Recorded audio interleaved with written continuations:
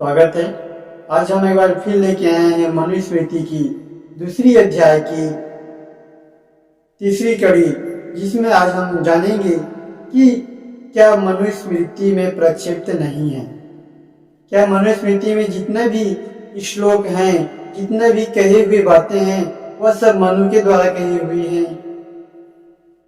उन सारी बातों को आज हम क्रम से जानने की प्रयास करेंगे। और आरंभ करने से पहले मन को एकाग्र करने के लिए ओम का स्मरण करते हैं। उसके बाद फिर हम दूसरी अध्याय की इस तीसरी कड़ी में प्रवेश करेंगे, समझेंगे, जानेंगे कि मनुस्मृति का प्रक्षेप्त क्या है, कितना प्रक्षेप्त है या इसमें प्रक्षेप्त नहीं है। चलो आओ ओम नाम स्मरण करते हैं, फिर आरंभ करते हैं।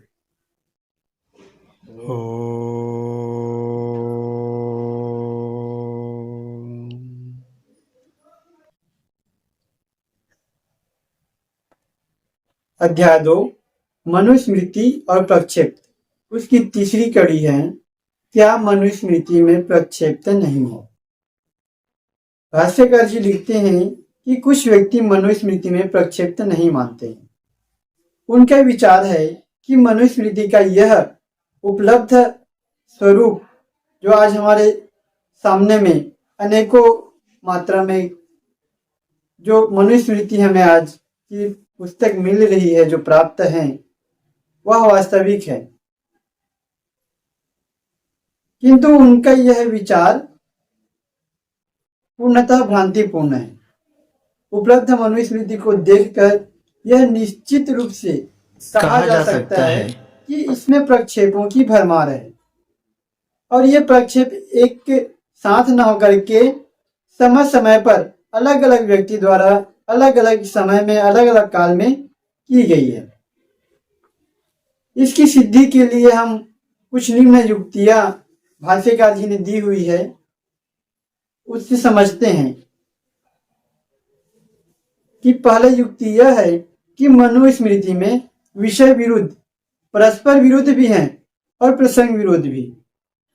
ऐसे श्लोक तथा अनेक पुनरुक्तियां भी हैं। आश्चर्य की बात तो यह है कि कहीं कहीं तो त्रिकोणात्मक परस्पर विरोध भी है।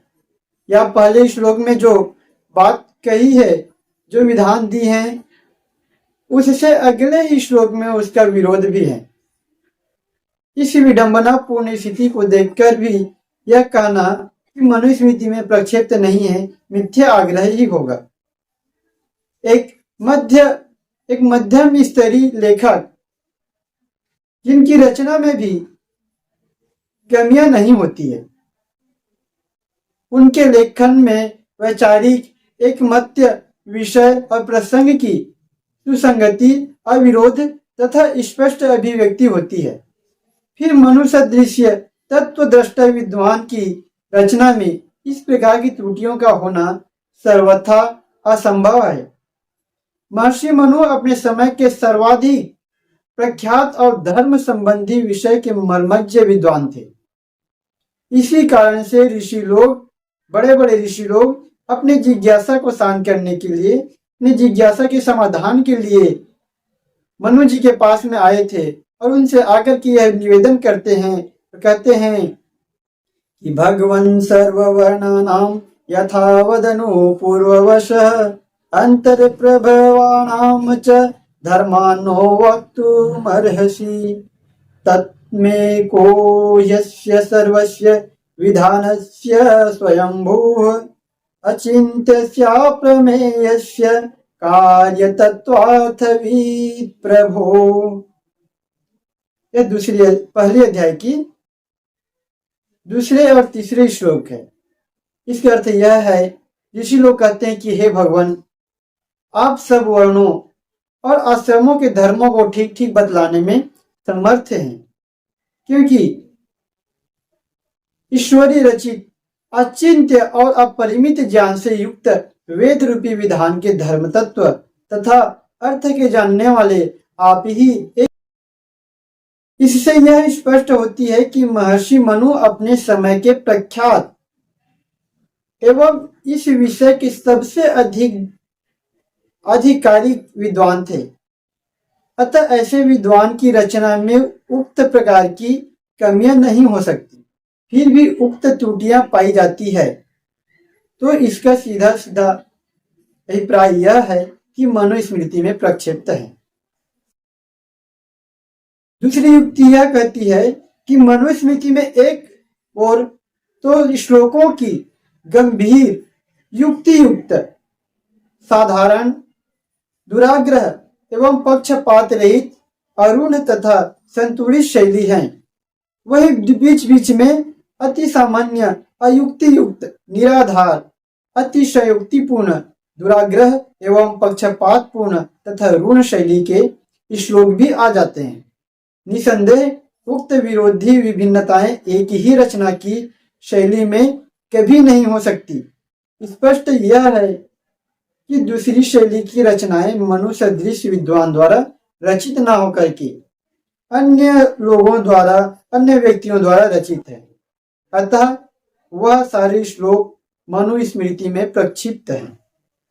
तीसरी युक्ति यह कहती है कि मनुस्मृति में मनुष्य परवर्ती अर्थात मनु के बाद में जो व्यक्तियों ने जातियों एवं स्थानों के उल्लेख हैं। इसी प्रकार कहीं कहीं मनु द्वारा निर्धारित मौलिक व्यवस्थाओं से भिन्न व्यवस्थाओं का वर्णन भी है। किसी किसी श्लोक में मनुर्ब्रवीत, मनोरनुशासनम आदि पदों का प्रयोग भी है, जो स्पष्टतः उन श्लोकों के अन्य रचयिता की ओर संकेत करता है। इस प्रकार के सभी श्लोक परवर्ती होने से प्रक्षिप्त है। चौथी युक्ति कहती है कि मनुस्मृति की उपलब्ध प्रतियां भी मनुस्मृति में प्रक्षिप्त होने के प्रत्यक्ष प्रमाण देती है। बहुत से श्लोक ऐसे हैं जो प्राचीन प्रतियों में नहीं किंतु अर्वाचीन प्रतियों में प्राप्त होती है। ध्यान देने योग्य बात तो यह है कि उत्तरकालीन प्रतियों में श्लोकों की संख्या बढ़ती गई है, जब प्राप्त हस्तलिखित प्रतियों में ही यह हाल है तो व्यतीत दीर्घ काल में प्रक्षेप न हो यह कैसे कहा जा सकता है। उदाहरण के रूप में कुछ श्लोक भाष्यकार जी ने यह क्रम से बताए हुए क्रमांक कि निम्न श्लोक द्वितीय अध्याय के 18वें श्लोक के केवल मेधातिथि नामक भाष्यकार हैं, उन्हीं की रचना में है। वह श्लोक यह है कि विरुद्धा च विगिता च दृष्टार्थादिष्ट कारणे स्मृति न श्रुति मूल स्याद्या चेषा संभव श्रुति। इसका अर्थ यह है कि निर्दिष्ट कारण में प्रत्यक्ष से विरुद्ध, असंगत एवं असंभव अर्थ का प्रतिपादन करने वाला श्लोक या स्मृति वेद विरुद्ध स्मृति कहलाती है।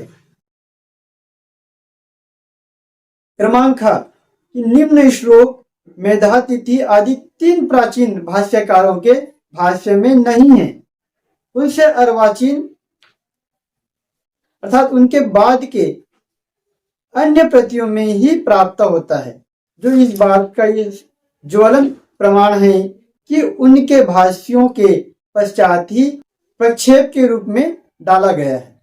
वह श्लोक यह है कि सायं प्रातः द्विजाति नाम शनम स्मृति नोदितम नान्तरे भोजनम कुर्यादग्निहोत्र समो विधि।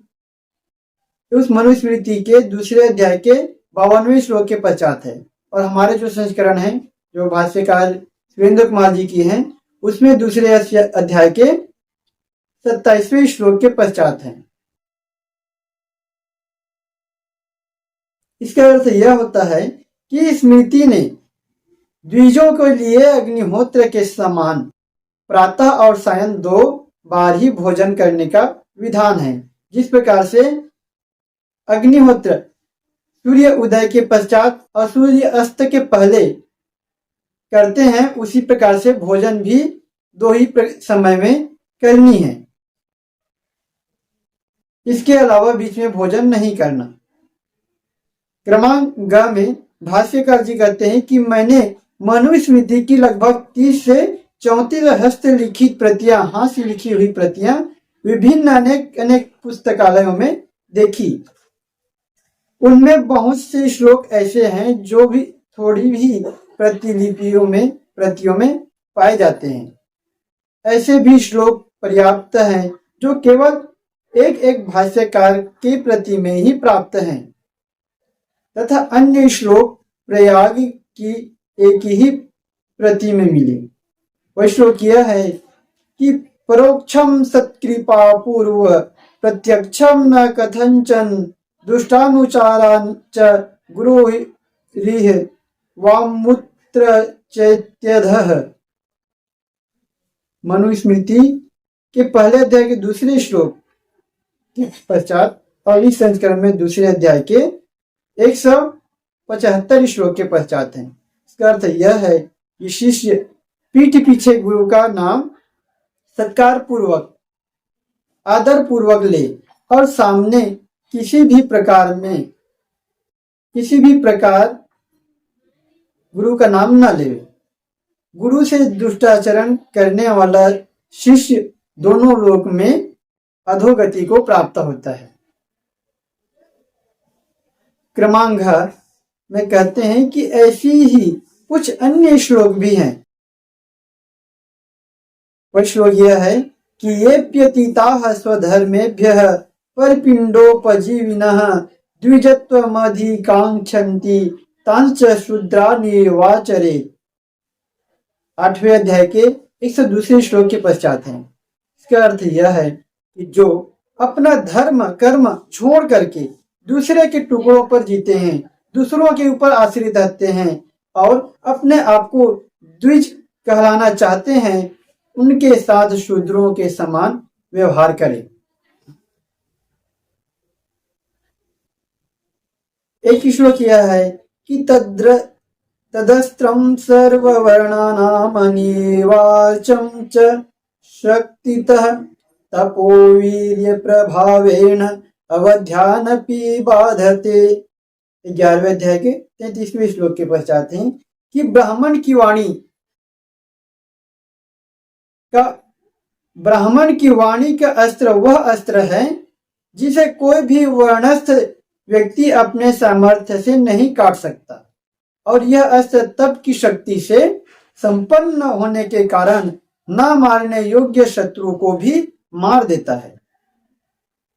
इस तरह से अनेकों श्लोक हैं जो 1-2 प्रति में मिलते हैं, बाकी में नहीं मिलती, अर्थात यह प्रक्षिप्त है। 5वीं युक्ति यह कहती है कि प्रतीत होता है कि अन्य पुस्तकों से लेकर भी कुछ श्लोक मनुस्मृति में मिला दिए हैं।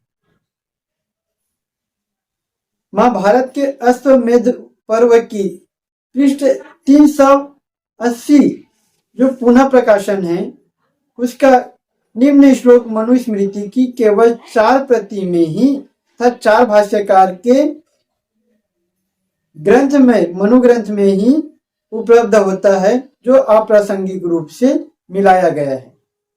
वह यह श्लोक है कि पुराणम मानवो धर्मः सांगोपांग चिकित्सकः आज्ञा सिद्धानि चत्वारि न हन्तव्यानि हेतुभिः। जो 12वें अध्याय के 110 श्लोक के पश्चात हैं। इसका अर्थ यह निकलता है कि पुराण, ब्राह्मण आदि ऐतिहासिक ग्रंथ, मनुप्रोक्त धर्म पूर्ण विद्वान चिकित्सक और धर्मात्मा विद्वानों की आज्ञा से सिद्ध बातें, कही गई बातें, इन चार बातों को तर्क से नहीं काटना चाहिए। यह श्लोक इस बात का प्रत्यक्ष प्रमाण है कि मनुस्मृति में प्रक्षेप्त हैं। अभी तक यह मनुस्मृति में श्लोकों में सर्वसम्मत रूप से घुल मिल नहीं पाया है। अतः यह श्लोक को एक कोष्टक में लिखा हुआ मिलता है। छठवां युक्ति यह कहती है कि प्रक्षेपकर्ताओं ने न केवल नवीन श्लोक ही क्षेपक के रूप में डाले हैं, अपितु अभीष्ट ढंग से पाठ भेद भी किए हैं। कुछ पाठ भेद तो प्रतिलिपि में प्रमाद, आलस्य अथवा असावधानी के कारण भी हो सकते हैं, लेकिन बहुत सारे पाठ भेद तो जानबूझकर किए गए हैं।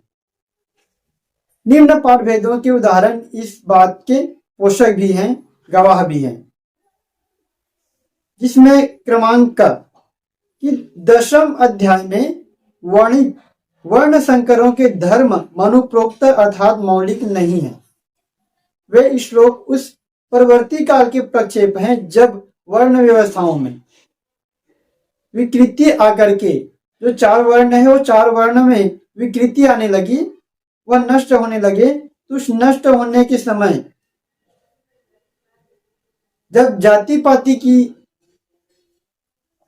कड़ी चलने लगी, उस समय संकर जातियों को हे माना गया और उनके भी कर्तव्य गढ़ करके मनुस्मृति में मिला दिए और उन्हें मौलिक सिद्ध करने के लिए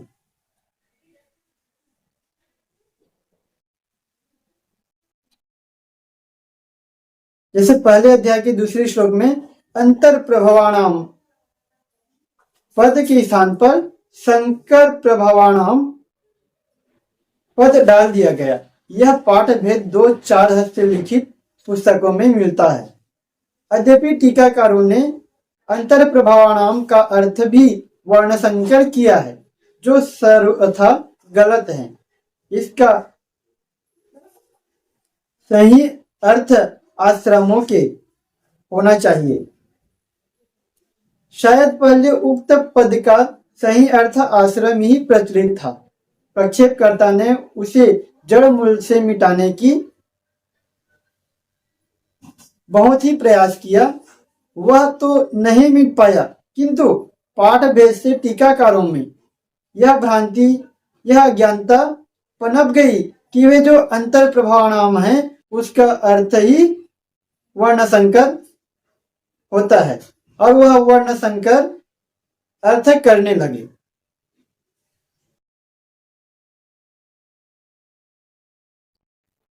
इसमें अगला पाठ भेद है क्रमांक कि इस प्रकार 12वें अध्याय के 82 श्लोक में धर्म क्रियात्म चिंता च, इसके स्थान पर अहिंसा गुरु सेवा च पाठ कर दिया गया है। गुरु को महत्व मिलता रहे, गुरु की सब सेवा करते रहे, गुरु को सब श्रेष्ठ मानते रहे, इस प्रवृत्ति से यह किया गया। यह पाठ मनुस्मृति के प्रसंगानुकूल नहीं है। उसके न होने के कारण है क्रमांक कि इस 83वें श्लोक में निःश्रेयस्कर कर्मों की परिगणना है। अब परिगणना के बाद इन 6 कर्मों के विषय में जो 12वें अध्याय के 85 से लेकर के 115 श्लोक में व्याख्यान है, उस व्याख्यान में अहिंसा और गुरु सेवा का कहीं उल्लेख नहीं है, अपितु आत्मा ज्ञान और धर्म क्रिया का है।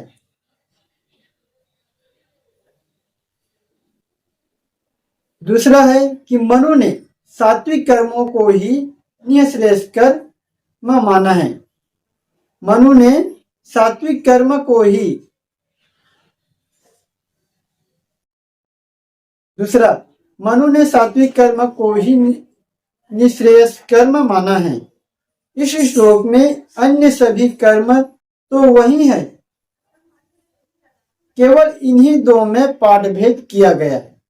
सात्विक कर्मों का वर्णन जो 12वें अध्याय के 31वें श्लोक में है, वही पाठ यहाँ ग्रहण करना मनुसम्मत एवं मौलिक पाठ है और इसके अनुसार वही कर्म मुक्तिदायक है। इस प्रकार अहिंसा गुरु सेवा च पाठ परिवर्तित पाठ है।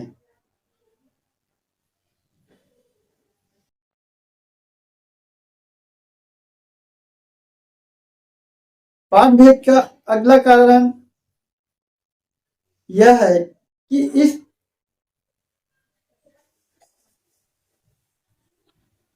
अगला क्रमांक ग।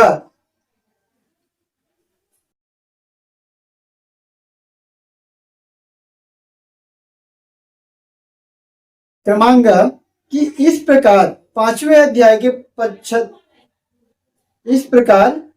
पांचवें अध्याय के 97वें श्लोक के प्रथम पाद में प्रेत शुद्धि पाठ प्रचलित संस्करणों में प्रचलित हैं।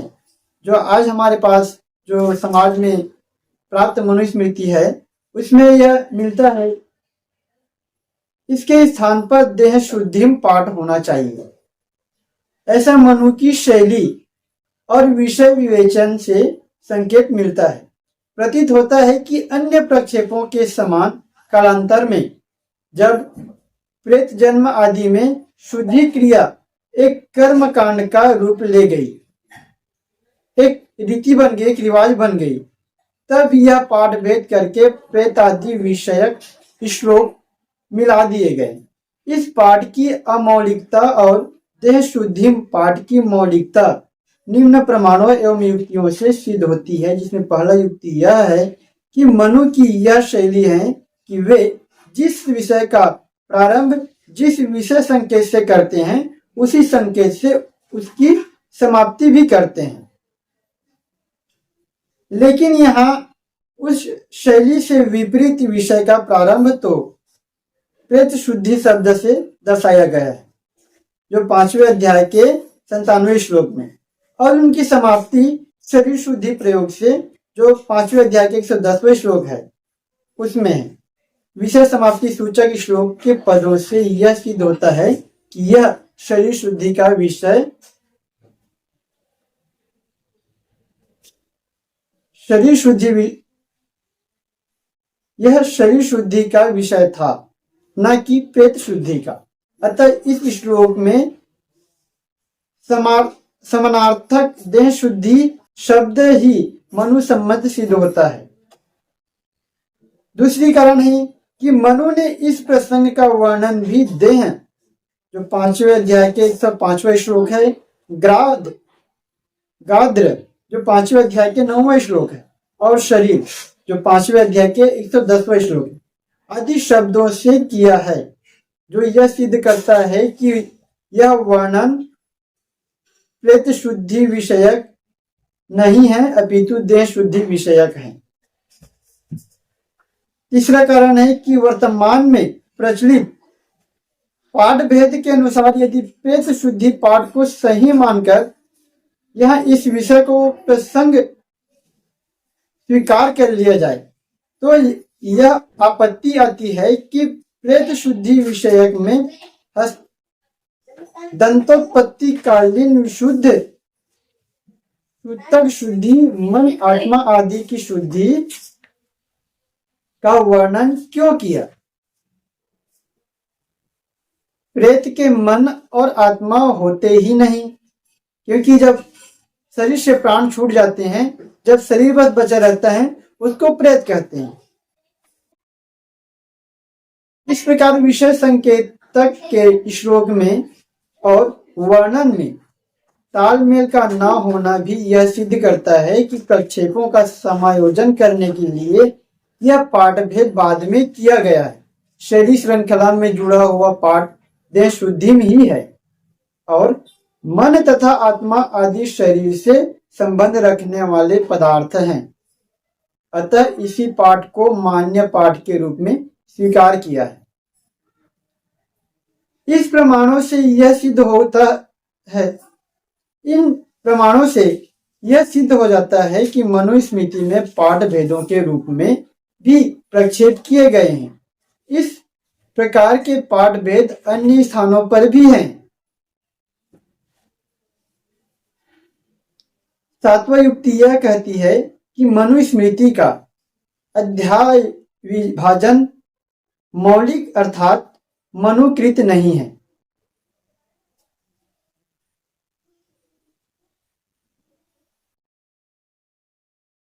यह परवर्ती काल में किसी अन्य व्यक्ति द्वारा किया गया है। विभाजन करते समय अध्यायों की समाप्ति में एक रूपता लाने के लिए विभाजनकर्ता अथवा किसी अन्य परिवर्ती व्यक्ति ने मनुस्मृति में कुछ परिवर्धन भी किए हैं। जैसे प्रथम अध्याय में 111 से 115 श्लोकों में असंगत रूप से विषय सूची जोड़ दी। अष्टम अध्याय के अंत में उस विषय के बीच में ही विषय समाप्ति सूचक श्लोक एक रूपता लाने के लिए भ्रांतिवश डाल दिया, जो 8वें अध्याय के 422वें श्लोक है। इस प्रकार से अनेकों हैं। यह परिवर्धन मनुस्मृति के प्रसंगों एवं शैलियों से ज्ञात हो जाता है। इससे यह स्पष्ट सिद्ध है कि मनुस्मृति में प्रक्षेप है।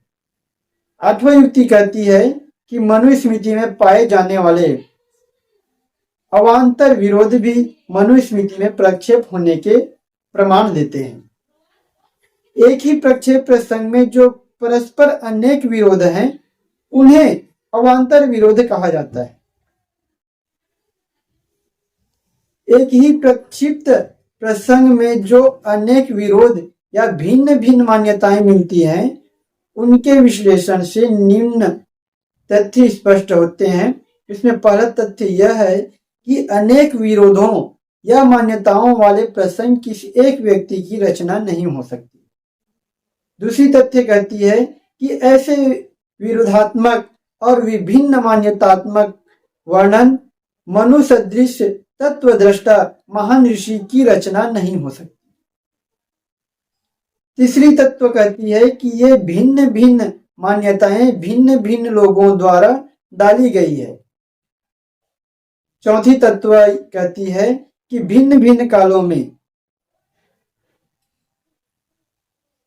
भिन्न भिन्न समय में मिलाई गई है। जब जैसी मान्यता का प्रचलन हुई, उस समय उस मनुस्मृति में प्रक्षिप्त किया गया। पांचवी तत्व यह है कि जहां विभिन्न विरोधी मान्यताएं अधिक हैं, इसका मतलब वे उतने ही अधिक विवादास्पद विषय थे। उस समय में उतनी ही न मानने योग्य बातें थी और विवादास्पद विषयों में ही लोग नहीं मानते थे। उस बात को मनाने के लिए, मान्यता दिलाने के लिए परिवर्तित करने का तथा अपनी मान्यता को लोगों के ऊपर में लागू करने का अधिक ध्यान रहता है। इन तत्वों से यह बात सिद्ध हुई कि मनुस्मृति में प्रक्षेप हुए हैं और वे भिन्न भिन्न व्यक्तियों द्वारा भिन्न भिन्न कालों में किए गए हैं। इस अवस्था को देखकर प्रक्षेपों से नकारा नहीं जा सकता। यह नहीं कहा जा सकता कि मनुस्मृति में प्रक्षेप नहीं है। अब उसी में 9वां उपाय भी आता है कि भाष्यकार कहते हैं कि सभी भाष्यकारों ने न्यूनाधिक रूप में मनुस्मृति में प्रक्षेप होना स्वीकार किया है। उनमें कुल्लुक भट्ट नाम के भाष्यकार के चौखंबा से प्रकाशित मनुस्मृति भाष्य में संपादक ने 180 श्लोक मनुस्मृति भाष्य में संपादक ने 170 श्लोक प्रक्षिप्त दिखाए हैं। अतएव उनको बृहद कोष्टकों एवं भिन्न संख्याओं में दिया है। परवर्ती सभी पौराणिक पंडितों ने, उसके बाद के जितने भी पौराणिक पंडित हुए, उन सब ने उन प्रक्षेपों को यथावत स्वीकार किया, क्योंकि वह सभी माने कि ये सारे जो श्लोक 170 श्लोक हैं वह प्रक्षिप्त हैं। कुल्लुक भट्ट भाष्य में और उससे परवर्ती अन्य तदनुसारी टीकाकारों भाष्यकारों ने जो प्रक्षिप्त श्लोक स्वीकार किए हैं वह निम्नानुसार हैं। भाष्यकार जी बता रहे हैं कि जो प्रथम अध्याय है, कुल्लुक भट्ट जी अपने भाष्य में यह बताते हैं कि मनुस्मृति के जो अध्याय है उसके प्रथम अध्याय में 11 श्लोक प्रक्षिप्त हैं, द्वितीय अध्याय में भी 11 श्लोक प्रक्षिप्त हैं, तृतीय अध्याय में 21 श्लोक प्रक्षिप्त हैं, 14वां श्लोक, चतुर्थ श्लोक में 19 श्लोक, पंचम अध्याय में 22 श्लोक, षष्ठ अध्याय में 6 श्लोक, सप्तमी में 16 श्लोक, अष्टम अध्याय में 30 श्लोक, नवम अध्याय में 6, दशम में 2, एकादश अध्याय में 14 और द्वादश अध्याय में 12 श्लोक।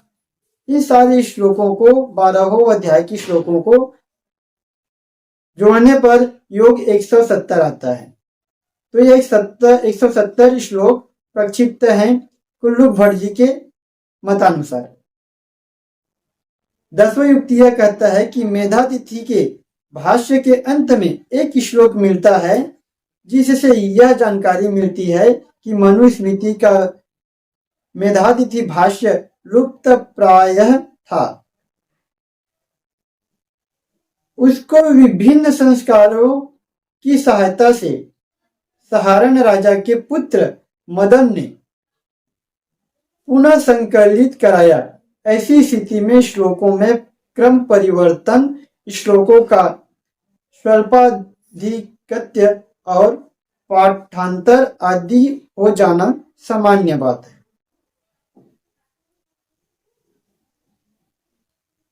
एक श्लोक है जिसमें पता चलता है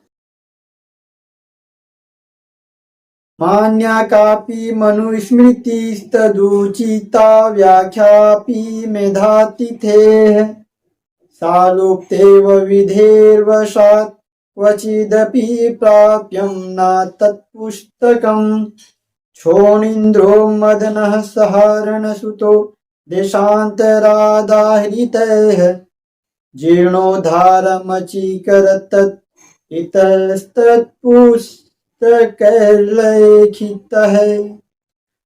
उपोद्घात मेधातिथि भाष्य गंगानाथ झा खंड 3 पृष्ठ 1। इसका अर्थ यह होता है कि समाज में मान्य कोई मनुस्मृति थी, उस पर मेधातिथि का भाष्य भी था, किंतु वह दुर्भाग्य से लुप्त हो गई, वह कहीं उपलब्ध नहीं था। उसी समय सहारण के पुत्र राजा मदन ने विभिन्न प्रदेशों से अलग अलग प्रदेशों से उसके संस्करण मंगा करके खोज करके उसका जीर्णोद्धार कराया और विभिन्न पुस्तकों से मिलाकर यह भाष्य तैयार किया।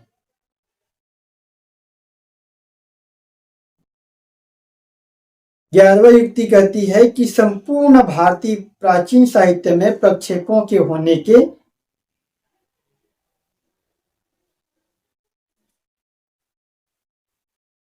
यथार्थ को सुप्रसिद्ध सनातनी आचार्य स्वामी आनंद तीर्थ महाभारत तात्पर्यार्थ निर्णय में स्पष्ट रूप से स्वीकार करते हुए कहते हैं कि क्वचिद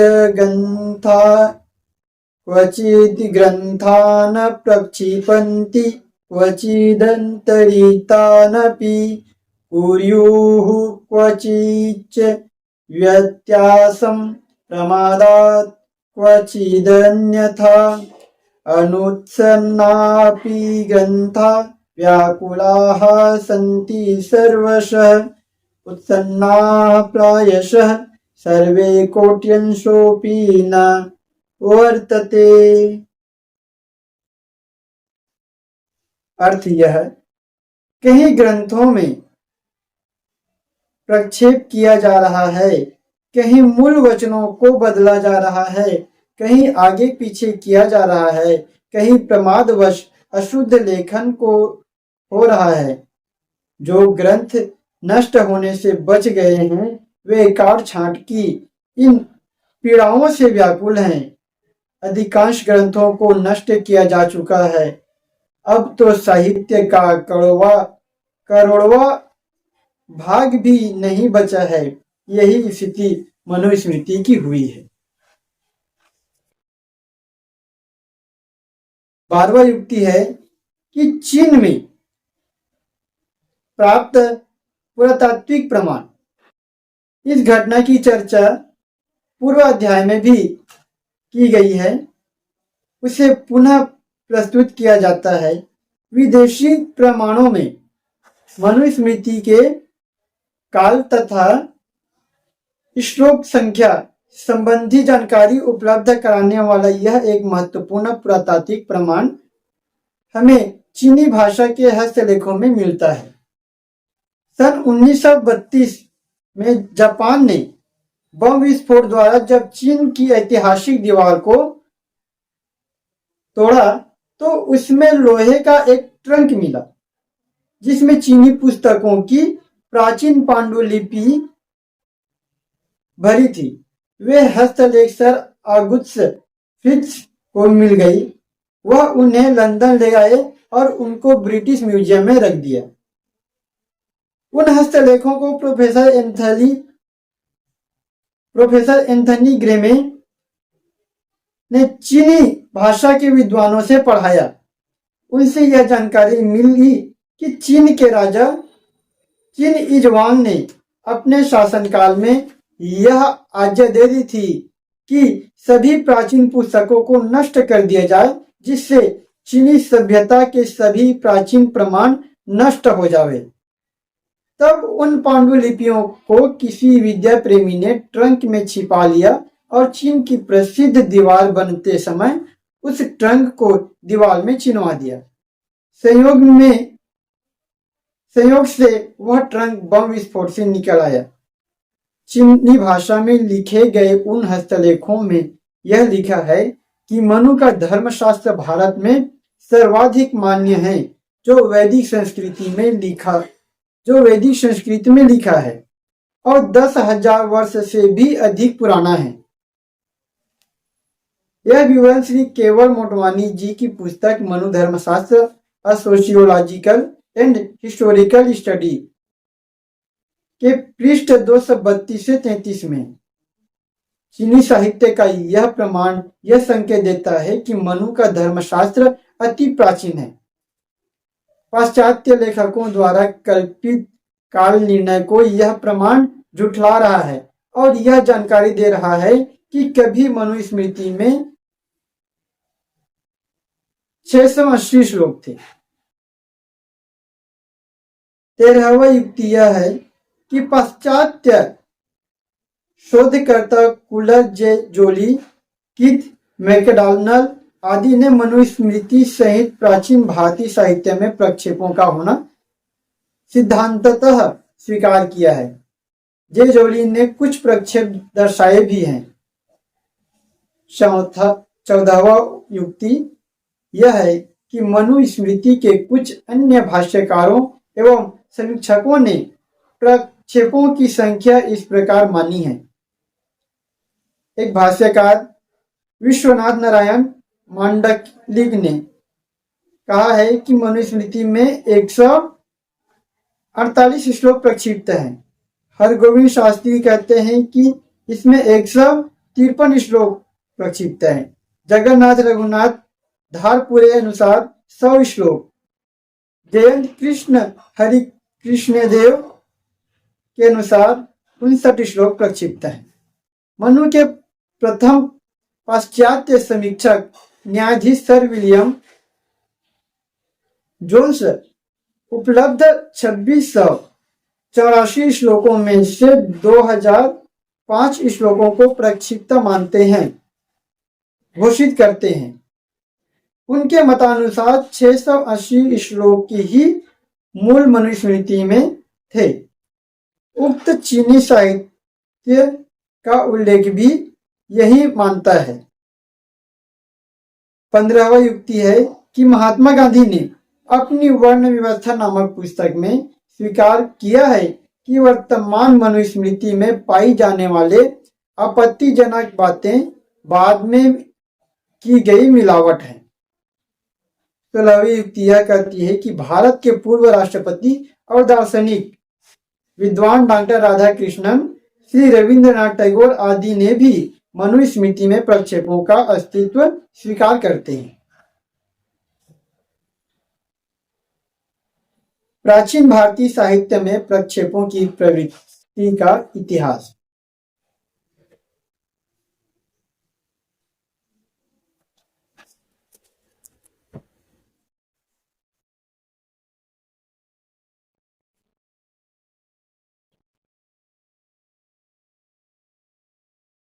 हम किस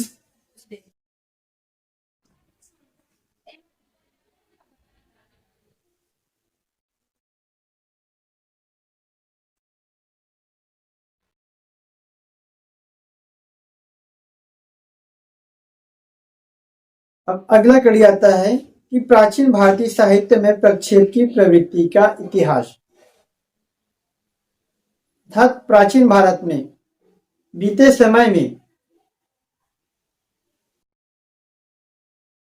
किस किस प्रकार से कौन कौन से ग्रंथों में लगभग प्रक्षिप्त किए हैं, मिलावट किए हैं, उसके बारे में जानकारी लेंगे। हम इसको अगले वीडियो में जानेंगे कौन कौन से ग्रंथ हैं, कौन कौन से हमारी धार्मिक पुस्तकें हैं जिसमें प्रक्षिप्त किए हुए हैं, कब कब हुआ है, उसके बारे में। आज का वीडियो यहीं तक हम संपन्न करते हैं, समाप्त करते हैं। फिर कल अगली कड़ी में फिर हम इस अध्याय को आगे से आरंभ करेंगे। तब तक के लिए बहुत बहुत धन्यवाद। यह वीडियो अच्छी लगी हो तो इसको अधिक से अधिक शेयर करना, और नए दोस्त हैं तो इसको लाइक एवं सब्सक्राइब जरूर करना, ताकि हमारे मनोबल बढ़ सके और हम मनुस्मृति की पूरी जानकारी समाज में फैला सकें, लोगों तक पहुंचा सकें। बहुत बहुत धन्यवाद। ओम।